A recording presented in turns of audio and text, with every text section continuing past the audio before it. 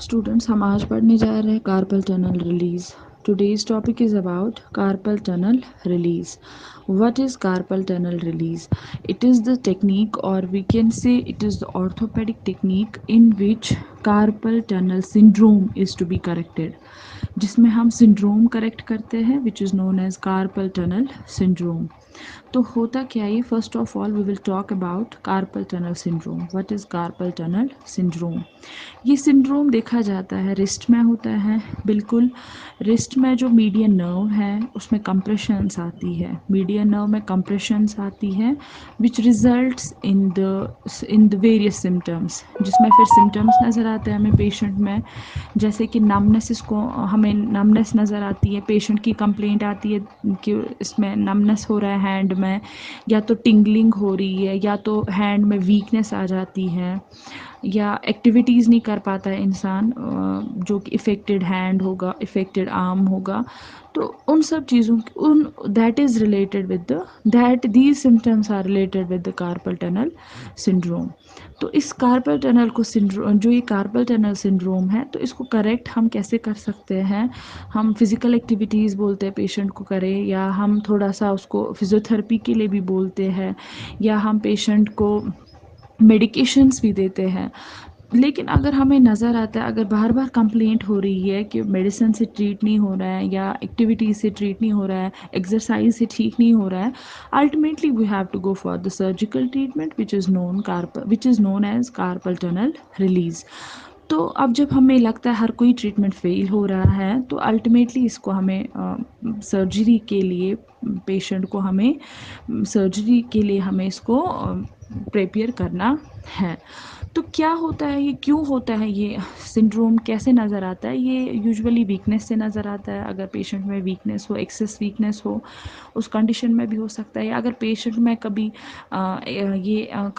ये कंप्लेंट आता है कि इसमें कभी रिस्ट जॉइंट में कभी इंजरी हुई है, ट्रॉमा हुआ है, कभी फ्रैक्चर हुआ है, तो in that case also there can be carpal tunnel syndrome.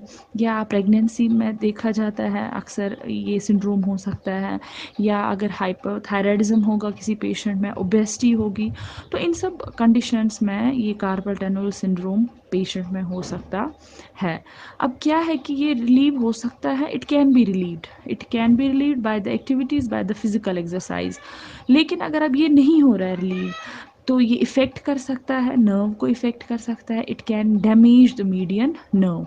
So to prevent the damage of the median nerve, we can go for the carpal tunnel release. तो करते क्या है हम कार्पल टनल रिलीज़ में, क्या टेक्निक है ये, इसमें हम क्या करते हैं?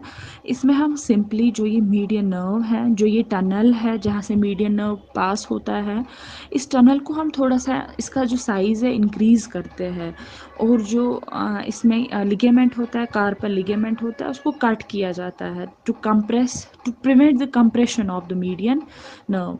लिगामेंट को काट करके ट्रांसवर्स कार्पल लिगामेंट जो है उसको इंसाइज किया जाता है, ताकि जो ये टनल है इसका साइज़ इंक्रीज़ हो, टनल जो है थोड़ी सी इंक्रीज़ हो, और मीडियन नर्व पे जो अभी तक कंप्रेशंस आती थी वो कम हो जाए, to prevent the compressions of the median nerve. अब स्टार्ट करते हैं हम प्रोसीजर से। Procedure starts from anaesthesia. We can go for the general anaesthesia, और we can go for the local anaesthesia. Local anaesthesia भी कर सकते हैं, या तो जनरल एनेस्थीसिया भी दे सकते हैं। लोकली हम यूज़ करते हैं लिग्नोकेन, थोड़ा सा हम इंजेक्ट करते हैं around the surface, around the area, ताकि हम ये प्रोसीजर कैरी ऑन कर पाए। अगर आप कोई पेशेंट जिसमें हमें इंडिकेशंस नहीं नज़र आती है लोकल एनेस्थीसिया के लिए, we can go for the general anaesthesia also, but it is a minor procedures, we can go for the local anesthesia, and the patient is to be placed in spine position. patient को spine position दिया जाता है, और जो arm है, बिल्कुल जो arm है इसको हम प्रॉपर पोजीशनिंग देते हैं, इसको हम बिल्कुल साइड टेबल पे आर्म को हम अच्छे से सपोर्ट रखते हैं ओवर द ट्रॉली, आर्म को ट्रॉली पे रखा जाता है। After giving the position to the patient, we go for the presurgical skin wash. First technique is presurgical skin wash.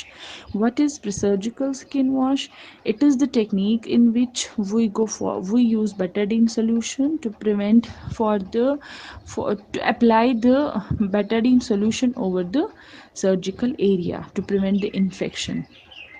Surgical skin wash किया जाता है बिल्कुल। उसके बाद हम स्टार्ट करते हैं ड्रेपिंग। तो ड्रेपिंग में हम बिल्कुल जो सर्जिकल एरिया है उसके बगैर जो भी सराउंडिंग एरिया है उसको कवर किया जाता है by the help of sterile drape sheets. After surgical skin wash and draping we make a incision over the palm पे एक इंसिजन दिया जाता है। लेकिन हमें ये थोड़ा सा ध्यान में रखना, जो ये इंसिजन है ये बिल्कुल पाम पे भी थोड़ा सा आता है 1-2 इंच, और थोड़ा सा ये रिस्ट तक भी जाता है। इंसिजन बिल्कुल रिस्ट से लेकर पाम तक जाता है, 2 इंच थोड़ा इधर, 2 इंच थोड़ा उधर, ये इंसिजन हम देते हैं। We make a incision over the wrist. After making the incision, the skin is to be incised.